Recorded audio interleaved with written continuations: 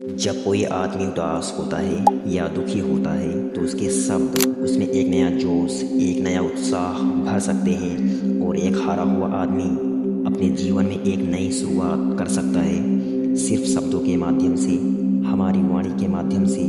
तो अब तक आप या तो समझ ही गए होंगे कि हमारे शब्द हमारे जीवन को किस तरह निर्धारित करते हैं। शब्दों में इतनी ताकत होती है कि किसी से बात करते वक्त हमें कितनी सावधानी से अपने शब्द बोलने चाहिए।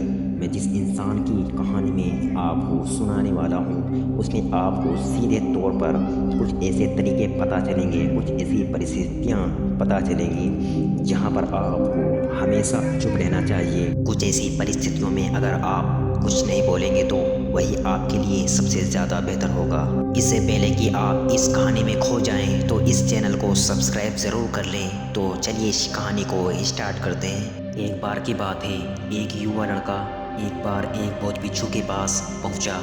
वह काफ़ी परेशान लग रहा था और उसने बौद्ध भिक्षु से जाकर पूछा कि हे महात्मा, मैं अपने आप से परेशान हूँ, अपने आप से दुखी हूँ। बाहरी रूप से मुझे कोई दुख नहीं है, मैं धन्य धान से संपन्न हूँ, मुझे कोई शारीरिक रोग भी नहीं है, लेकिन मैं खुद से परेशान रहता हूँ, अपने मन से परेशान रहता हूँ। अक्सर मेरी बातों को मेरा कोई भी दोस्त गंभीरता से नहीं लेता है और ना ही मेरे परिवार के लोग मेरी किसी बातों को गंभीरता से लेते ही नहीं। मैं जो कुछ भी सलाह देता हूँ या तो वह उसे मजाक में उड़ा देते हैं या फिर उसे गंभीरता से लेते ही नहीं। मेरी बातों को कोई गंभीरता से क्यों नहीं लेता? क्यों मेरी बातों पर कोई अमल नहीं करता? क्यों मेरी बातों पर कोई रुचि नहीं दिखाता? क्या कारण है?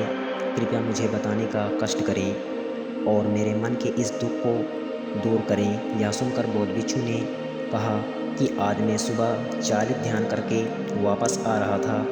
रास्ते में कुछ कौवे काव काव कर रहे थे और कहीं पर जब मैं चलता हुआ कुछ दूर आया तो मुझे एक मोर की मधुर आवाज़ सुनाई दी।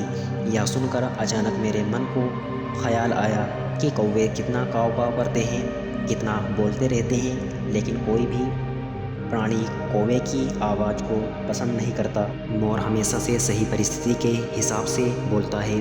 जब भी बारिश होने लगती है और बादल गरजते हैं और बारिश होने की आशंका होती है, ऐसे में मोर अपनी मधुर आवाज़ में गाता है जो सभी को प्रिय होता है, सभी को अच्छा लगता है।